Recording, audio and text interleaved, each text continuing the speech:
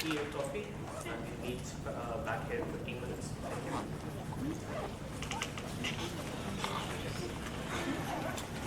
Everyone, so a lot of part is already covered in the introduction. So I'll be talking about how secure is the global routing. To be more precise, this talk focuses a lot more on the BGP side of things. I'll cover in detail about things like fundamentals of routing first to start with, and then we'll have a deep dive into IRR, which is Internet Routing Registries. We'll go into present statistics with respect to route filtering, and we'll end with the future on changes which are happening. So the fundamentals of global routing. Internet, as you all know, is network of networks. So it's just networks connected together with like tins and cans with a protocol loosely used called BGP, Border Gateway Protocol. One of the famous examples a lot of people use for explaining BGP is, imagine there is a power outage in this room and you want to figure out who is sitting where. An easy way out can be you give a paper on one corner and the person writes his name and you just keep rotating the paper. Within a minute you will have the paper with a clear idea of who is sitting where and who is next to each other. Now you know how to send traffic to any specific person. You know the person next to them and you know how to reach them. That's essentially how BGP is working. There are around 65,000 autonomous network. Autonomous, as you can imagine, these are the networks which can have their own routing policy. They connect with the other networks using BGP. They can be running any protocol they want internally, but for facing other networks, the only protocol which is there right now is BGP. 65,000, that's a number in case of IPv4. In case of IPv6, that's unfortunately just 17,000, since a lot of networks have not dual stacked, and that includes enterprise networks. Out of these networks, you may ask how you get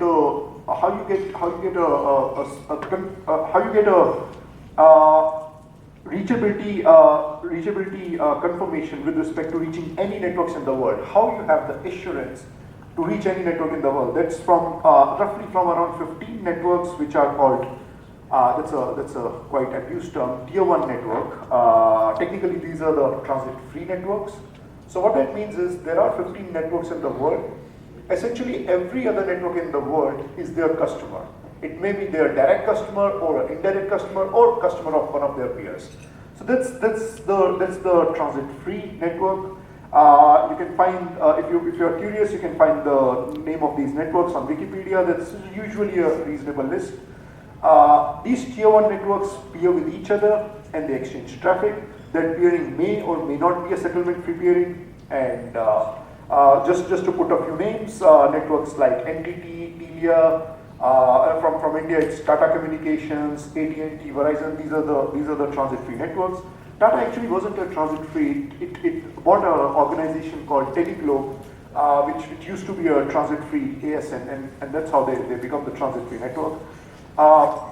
And the last important point, a large part of the modern traffic flows from internet exchanges. So before anyone gets excited about the tier 1 networks, remember, a very little traffic actually flows these days from these tier 1 networks because the traffic pattern has significantly changed. A large part of traffic is just going from content towards the eyeball with the end users, and that's essentially a large part of that traffic is essentially just Google, Facebook, Netflix, Amazon, and so on combined.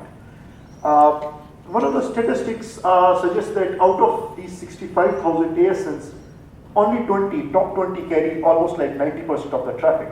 So you stack up top 20 networks, they would be resulting almost like 90% of the traffic going towards the end users. So it's a large part of traffic is going through private exchanges as well as from private network interconnects, and not really from the tier 1 operators.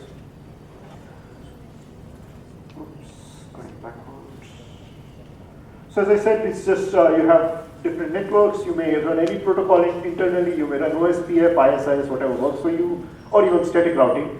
And to speak to each other, you have to use eBGP, and the only protocol right now is BGP. So that's the fundamental idea about the BGP. So you may ask at this point of time, how does the trust in the BGP works? So the protocol itself gives you certain features. You have certain attributes, like you can have prefix list. You can say, I just want to accept these prefixes from a given neighbor.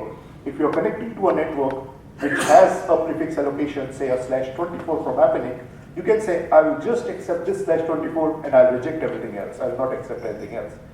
You can also form lists based on the ASN. You may say, I will accept all these specific AS numbers from a given member, given peer. Or you can also have things like BGP community, which are nothing but just simply the tags which are carried along the BGP announcements. On the edge, it's very easy. So if you are trying to filter on the edge, and when I say edge, it means on the network edge, where you just have one network next to you, nothing behind it. It's very easy to implement filtering. It becomes super hard as you go beyond the edge. So I'll explain it with an example. Here you have AS1 red as the provider of AS2. AS2 says I have an allocation 203.0.113.0/24 from my RIR.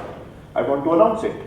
So red can just have a static filter. It can say I'll accept this prefix and I'll reject everything else. Quite simple to implement, right? But it becomes tricky.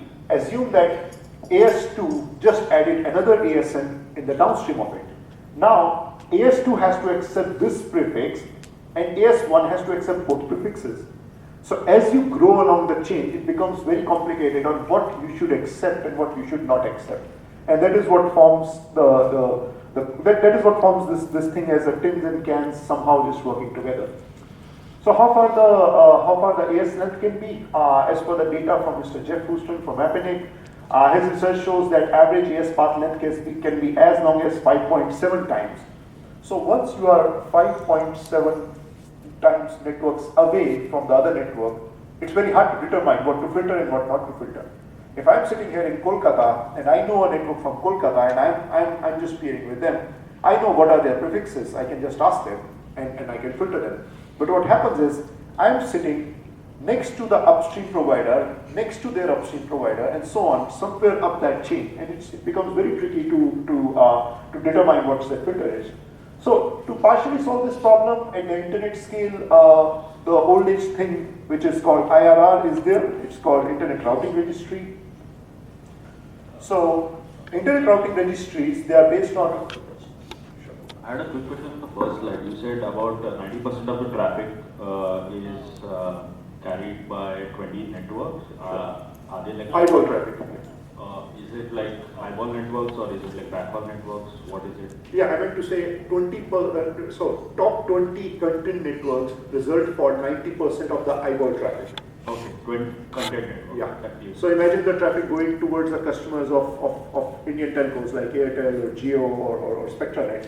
Almost 90% of that just is aggregated across top 20 ASNs. And that's because content delivery servers are inside those networks? That's one of the reasons. The other reason is which social network do people use? They all end up in using just one. Which video streaming site do people use? So there's concentration. So there's so much concentration happening. That's one of the reasons.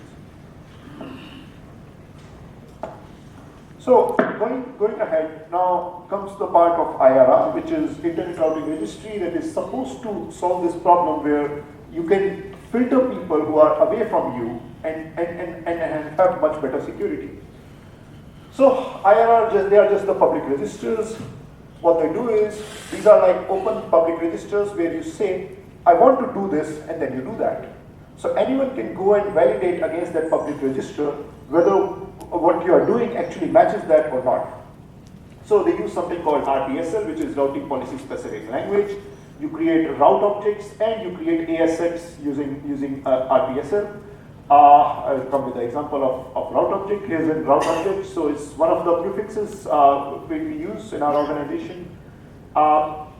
This is for the /17 pool. It says the origin is AS6939, which is our AS number, and it says the source as RADB, which tells you that the database which holds this is RADB. So that's the route object. You have route object for IPv4, you have the option of route object for IPv6, and then the other part is the AS set. Essentially, AS sets, as the name suggests, is the set of ASNs. So here's an example of AS set for ACT, ACT broadband here in India. So it says AS-ACT, that's the name. These are the members in the AS set. So operators can register in these public registers that these are the AS numbers which are behind me, which are my customers, and this stays as a public information. So essentially, others can look at those registers and generate filters for their routers and start filtering them. So here, here it says these are the AS numbers, and here the source is Equinix. You may wonder what is RADB, what is Equinix, so I'll come on that first. So in total, there are somewhere around 25 known IRRs. Who runs an IRR is kind of confusing and weird. Anyone can be an IRR. In theory, you can go and spin up a server and become IRR by before midnight. What makes IRRs important is the fact that out of these 25s are the ones where RADB, which came from Merit Networks, the starting days of internet, RADB mirrors all these 24 other IRRs. And since RADB mirrors all these IRRs, it's quite common for various tools which generate filters to just point to RADB. So anyone mirroring RADB, anyone who RADB is mirroring becomes important in that sense. All the RIRs run their own IRR. So regional registries like Equinix, Erin, RIPE, they run their own IRR. So you can go and register route objects for the resources you have from them. And then there are options, commercial options like, not-for-profit options, but the paid commercial options like RADB, or there are free options like AllDB where you can go and register your route objects. How do they validate? Well, it's not supposed to validate because these are public registers. You can actually write anything. Although there are very few known cases where someone does something wrong and publicly writes that in a register before doing it.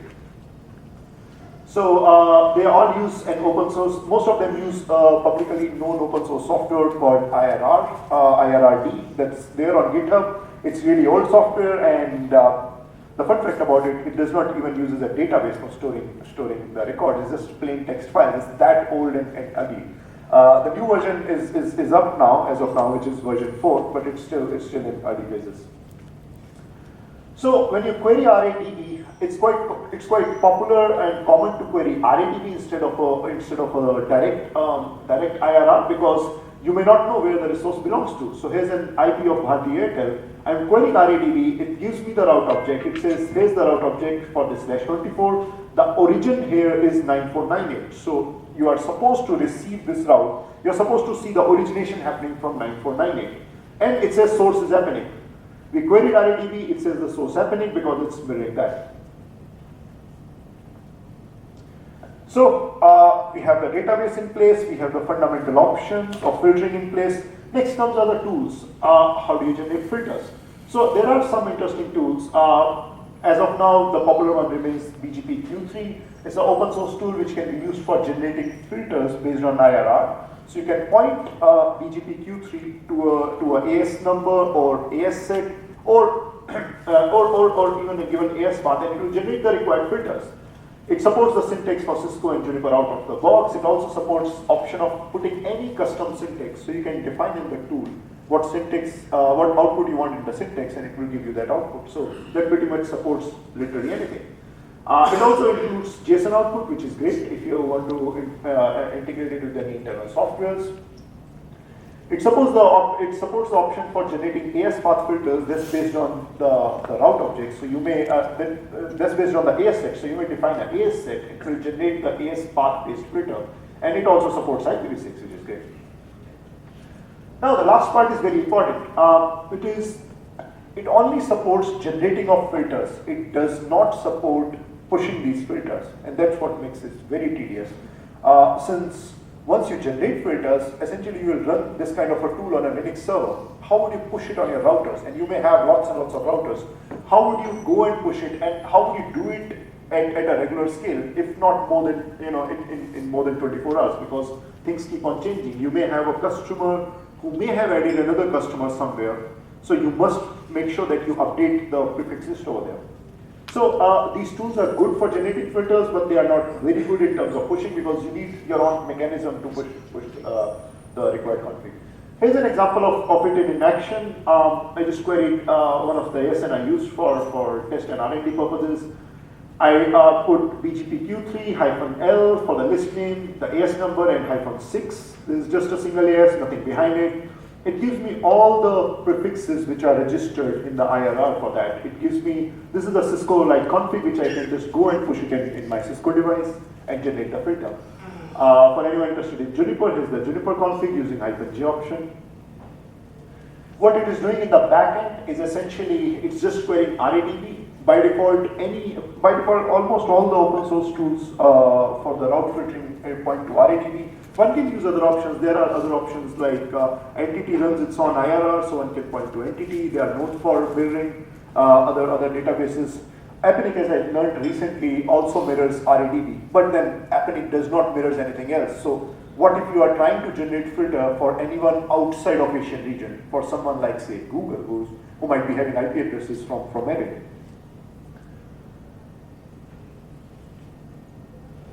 So that was the part so far about the filtering. So you have fundamental technology in place for filtering. You have technology which can scale up to the internet scale for generating filters. So at this point of time, you may ask yourself, how well the filtering works on the internet scale based on IRR? And the answer is it's not so well. It's actually very pathetic right now. So I'll come to the present statistics with respect to IRR-based filtering, which is there. Here's the statistics from last, this is not older than 7 days, it's actually probably 4 or 5 days old. At the point of looking, there were 7.9 lakh prefixes visible in the global routing table in case of IPv4. Out of these, only 6.2 lakh prefixes have a valid route object. So that's just 79.24%. For remaining 59,000 have no valid route object. They don't have a route object, but they are still being announced. They are visible in the table. They are not just visible at one point, but they are visible across a number of points in the world. And for remaining, this is the fun part. Close to 1,05,000 prefixes have mismatching route objects. That's almost 13% of the routing table. So if you combine the mismatches and the missing, it accounts for almost 20% of the routes. So if anyone tries to generate filter purely based on IRR, they're going to cause problems for 20% of the world, 20% of these routes. They may have lots of users, they may not have lots of users. It's hard to determine how many users these carries. Some of these prefixes may be from some far off areas, maybe having very small number of users, while some of these prefixes might be belonging to large telcos and their CGNet boxes, where even a single IP carries like 16 plus customers. So as soon as you try to filter it, you can cause a serious problem, and that's part of the issue. And you may ask, how come these are visible in the routing table when the technology is there, and when by operational practices, ISPs are supposed to filter? And the answer remains, it's just like a chicken egg problem. ISPs cannot filter unless this is fixed, and because ISPs don't filter, people can just continue. So almost 59,000 of prefix you can just go and announce without bothering for IRR because no one is filtering, right? To an extent. Here's the statistics for Indian networks. I'm not sure if it's actually clearly visible. I should probably write it bold. So this is the case of BharatIX on that corner.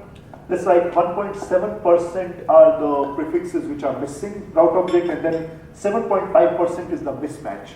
This is a fairly large number for Airtel, and that is quite expected because this is not for just Airtel. This includes Airtel and whatever it is announcing. So this includes Airtel's customers, which would include lots and lots of Indian networks. For CP, the data was something like 1.4%, although I have something more interesting about CP later in the slides. For Vodafone, again, something similar, almost 4.2% mismatch and 0.6% missing. For Tata Communication, again, a relatively large chunk of the same problem. For Jio, it was extremely low. For Jio, 99.5% clean, 0.5% problem. Not that they are doing something very good in this case, but it's just that it's a new network. So they are not selling transit as yet that openly. The only known transit customers of Jio are their subsidiaries or partially owned companies like Hathway and Den. So there are not really that many networks behind Jio at this point of time. For their own routing, it's actually quite clean. So in this 0.5% is just one specific /48, which they started originating for some strange reason, which came from Reliance Communications. So the route object says that it is supposed to be announced by Reliance Communication, but somehow Reliance Jio is announcing it, and it's visible in the table. So it's important.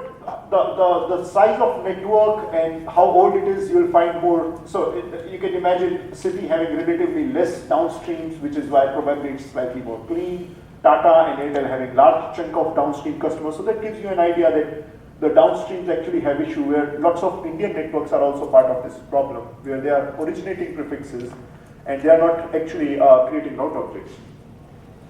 So you may ask at this point of time whether there is a real world problem or is just statistics. How does it matter? So we know that 20% is the part of problem, but does it really matter? Out of 7.9 lakh routes, 6.2 is okay. So do we actually see problems? So let's come to the problems. Here's the case from yesterday. I just edited my slides today and edited this. Until yesterday, from almost last probably a couple of months, at least last 4-5 months, SIFI in India was announcing routes belonging to Tata Communications, AS4755. And this was visible across the world. This was visible everywhere. I noticed it because we are one of the peers for SIFI. I noticed it outside. I looked at the routes. We were getting routes belonging to 4755 from SIFI. Why that is wrong is because Tata is not a known customer of SIFI, and this was also confirmed after I had a chat with them just to verify and confirm that they are not a customer. So SIFI is supposed to learn these routes, 9583 is supposed to have these routes, but it is not supposed to announce it to its peers or even here in this case its upstreams. So in many cases these routes were, so you can find 174, even these routes are visible to upstream providers like Cogent or here in this case Telia or Hurricane Electric from SIFI. And guess how the traffic was being sent? It was sent to these providers. Can traffic have problem? Well, in theory, yes. We don't know what SIFI was doing with these packets. It's highly likely that it was a purely unintentional mistake, but it can cause serious issues. And for these prefixes, traffic was going via SIFI. Was there enough capacity between Tata and SIFI to carry this unexpected traffic? Maybe yes, maybe no. Maybe all other prefixes of Tata were just happy. And this happens to be actually not just Tata's prefix, this happens to be their customer prefix, which happens to be who? AS17439. This is NetMagic. If you start looking for where many of the large banks and where large stock exchange sites are being hosted, that's actually on NetMagic's ASN. And you suddenly find these prefixes being leaked out from SIFI to outsiders without knowing that this is going on. So as soon as I saw this route, I cannot comment on how it was going on others, but I immediately thought, how come we are carrying it? Because in our case, we are a fairly large backbone and we implemented large-scale filtering based on IRR a while back. We decided that for peers it's okay, we'll just drop it whether it carries false positives. And we were still carrying it. So any guesswork, why networks would still carry this announcement? Why would they not filter? I'll come to the answer. See, we actually had AS4755 in the AS set. Remember, these are public registers, so you can just go and register anything. So SIFI happened to write that Tata Communication is their customer. It was there in the AS set, and everyone generating filter, including us based on AS set, just allowed it because there's just no mechanism out there. So that's one case. Did it harm anyone? We don't know. Likely not. Another case. This is from 2 days ago. Would it be called cause latency problems? It would have. Yeah, absolutely. It would have caused latency problems because we don't know how much capacity was there. It might not be ready for such a high traffic if it was going to those prefixes. Quite big. Yes. And this was the route preferred by all these providers. You can find it. If Telia is announcing it's the best path in Telia and Cogent and Hurricane. So all of the large guys would just prefer sending it through that path. So it can cause problems. So 2 days ago, Pan Atlantic University of Nigeria, one of the universities in Nigeria, it used to be announcing 196.13.242.0/24. Suddenly for almost like 15-20 minutes, it started originating 192. Someone made a typo. Instead of putting 196, they wrote 192. And guess who it belongs to? US Department of Defense. And intentional or unintentional, who knows, mistake. And this was pointed out by my good friend Doug from Oracle. It used to be Renesas. which was taken over by Dyn, and now Dyn moved to Oracle, so it's the Oracle Intelligence as of now. So he always points out these interesting cases, and we have a thread on Twitter going on where every week posts these interesting issues where he says typo of the week and just posts this kind of route leak. So this specific case is a case of route hijacking where someone else originates a prefix who is not supposed to, unless by any chance US Department of Defense actually asks them to originate it. Well, that's not actually not visible in the route objects, but who knows. The earlier case with the SIFI, that was not a case of hijack, that was a case of route leak, where the origination was happening from 17439 or 4755 for this specific prefix. But it's just that someone was supposed to keep route to themselves, just acted as just did not do that. They acted like a provider. So NetMagic is probably buying from Tata, so they were supposed to announce their routes to everyone else, so it reaches 9583. But then 9583 is not a provider for anyone else. So when it's not a provider for this site, it is not supposed to announce routes. But because it leaked, the traffic flows would have started happening. Then some of the old cases, one of the famous case happens to be the famous YouTube hijack by PTCL. If you have read about PGP hijacking, this case usually pops up first. Apparently it was a case where someone made a funny video of some politicians in Pakistan, and then the government was irritated, so they asked to block YouTube completely in the country. So all operators found the IPs of belonging to YouTube and added a null route where they said whatever traffic is going to these IPs, just drop it. Every operator did that except PTCL. PTCL, besides putting a null route, they also started originating that prefix in the global table. And their upstream provider at that time was PCCW Global, which was not filtering well. So PCCW Global carried it further. And to make things worse for Google, Google at that time was originating a /23 for YouTube covering prefix, while PTCL originated a /24. So if you have checked routing, a more specific is always preferred.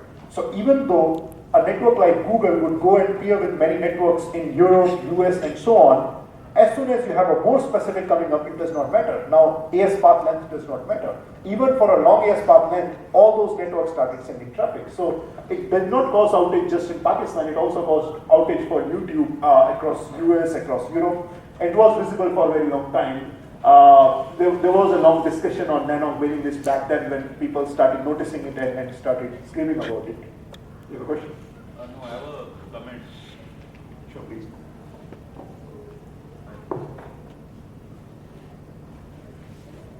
Hello. Hello. Hi, this is Matt from Microsoft.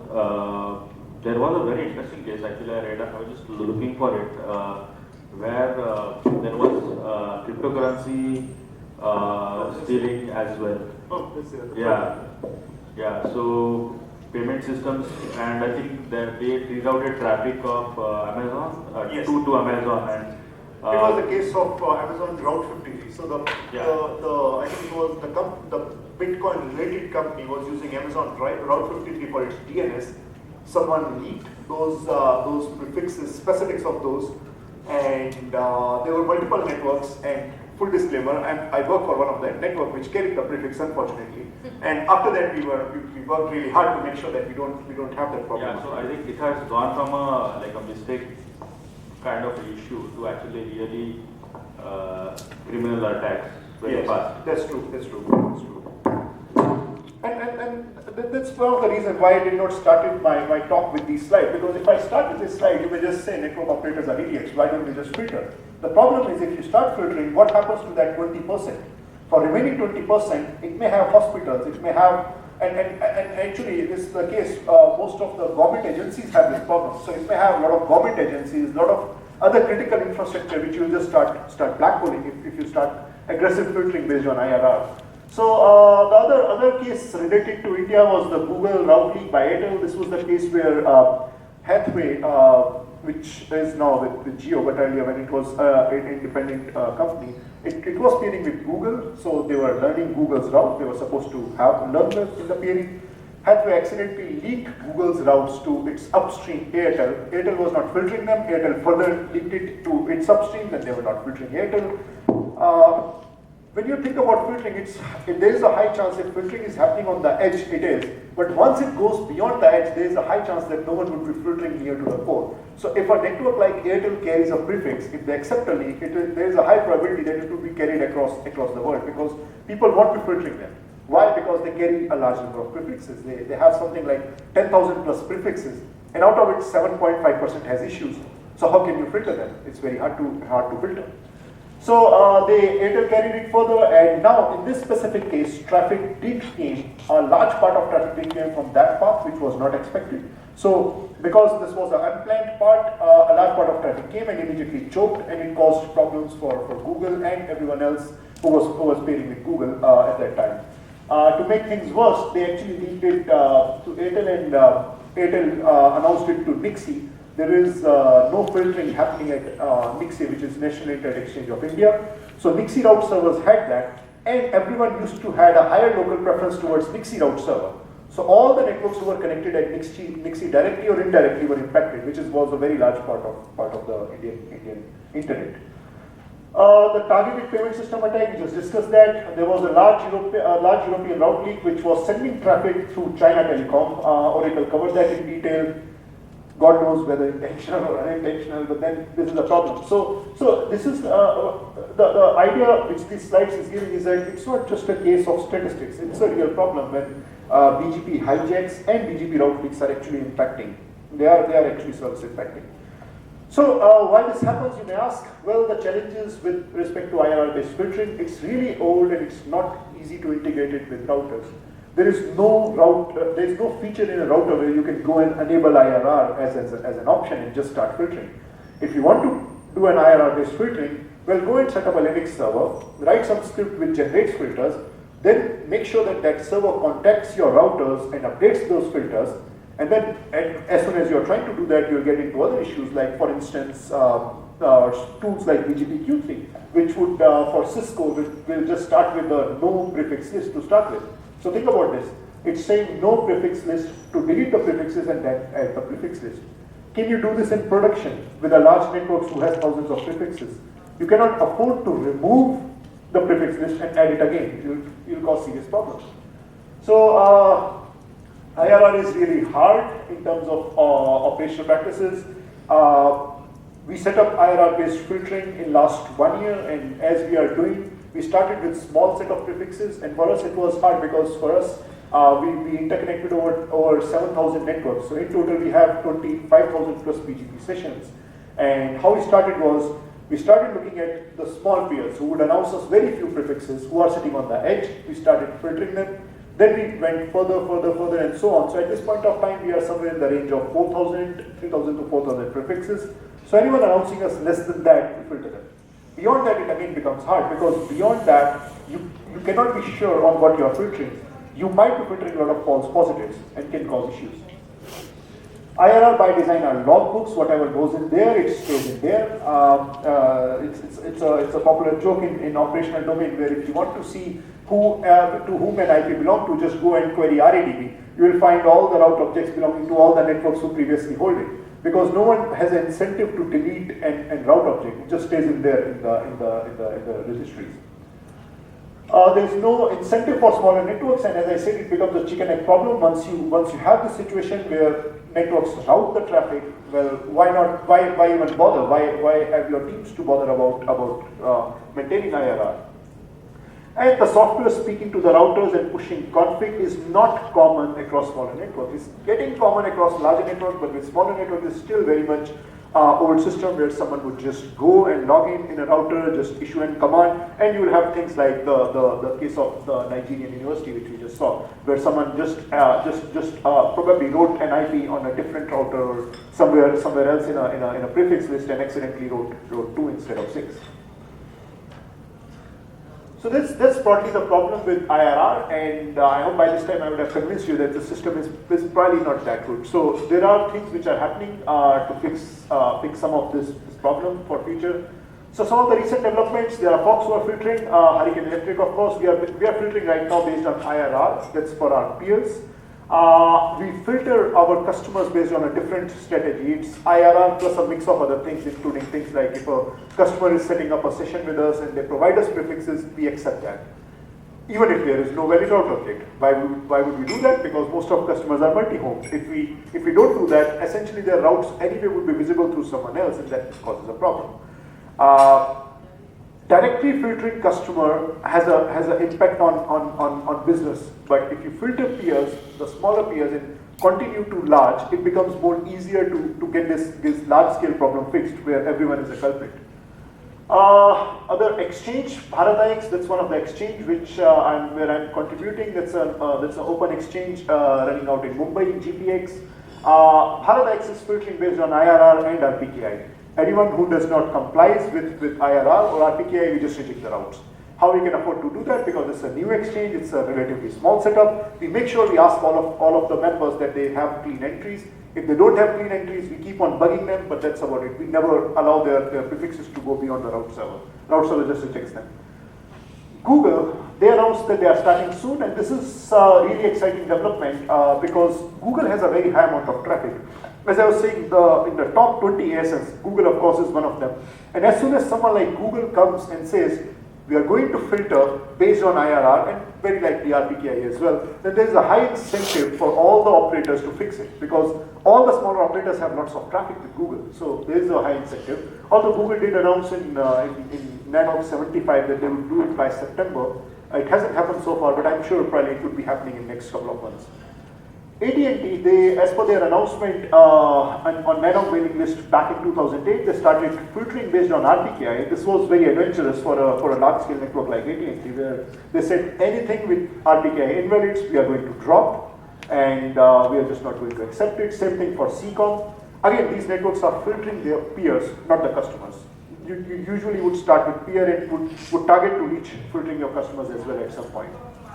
Other exchanges including DECIX, IRIX, Equinix, IX in Singapore, they all filter based on, it's a node case, they all filter based on RPKI as well as IRR. And when you ask about the question on high latency, there is a very high chance that you would find high latency cases where someone has bad route object because the networks would carry it. So someone like a large Indian network would carry it, say somewhere in Europe, and their upstream would still pick it, but when they announce it to an exchange, it would be dropped. So a large number of hosting companies which connect to these exchanges like INX or DECIX or LoNAP in London, Links in London, they would just reject these routes, and that would have a direct impact. RPKI is being integrated in the next version. That's again an important thing. What matters is, as you might have realized by now, RPKI is loosely related to route objects so far, both run in their different world. In the next version of IRR, which is up right now, but it's still, the development is almost complete, but the IRR operators have yet to put it. That indicates the option where you cannot register a route object if there is an existing ROA. So if someone who is the AppNIC member has a signature saying, this prefix belongs to me and it must be announced by AS123, then someone other than AS123 cannot just go and register a route object. So it would be quite powerful once it is implemented across all IRR, at least the popular ones which are being replicated. Again, RPKI in action. I'll probably skip these slides since we are out of time. Just to show you that RPKI is much more easier to implement in terms of config rather than that. If you want to go and check prefixes of your organization or your ISP, which would be a great thing to help, just go to our tool called pgp.he.net. You can type prefixes. You'll get this kind of interface. It shows you the prefixes. The green key shows you that the RPKI is ROA is there, and green key shows you that it's valid. The check is okay. The green check shows you that IRR is okay. Here's the example of some of the prefixes. This prefix, say for Airtel, is okay with IRR. This is not okay. This prefix is missing on the route object and still there, still being announced. So that's pretty much about it. References are there for whatever I discussed. Thank you.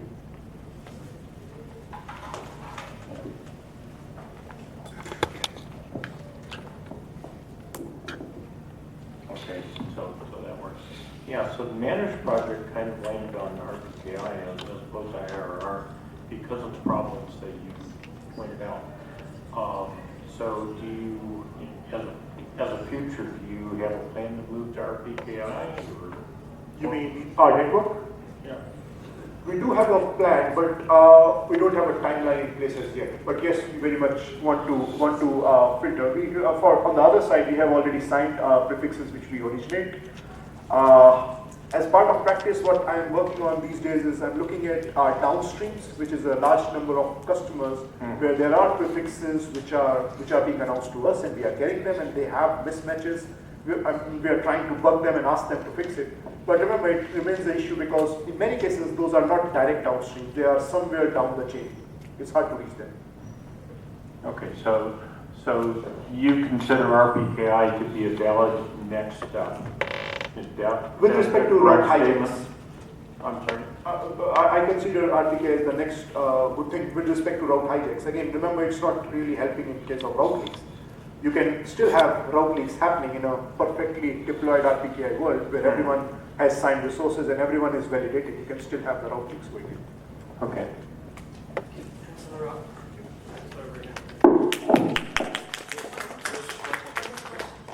Quick question, please. So I wanted to know what is the percentage of route generated because of multi-homing?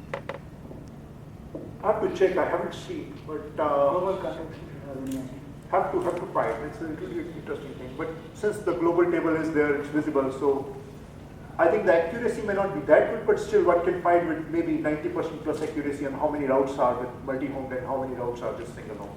When I checked last time, a large part of routes in developed countries, like mostly in Europe and US, you'll find they are usually single home because they are okay with the upstream provider. And the other part is why this was relatively less interesting is you may have a single home ASN, while that may have multiple uplinks, totally separate geographical uplinks to its same upstream provider.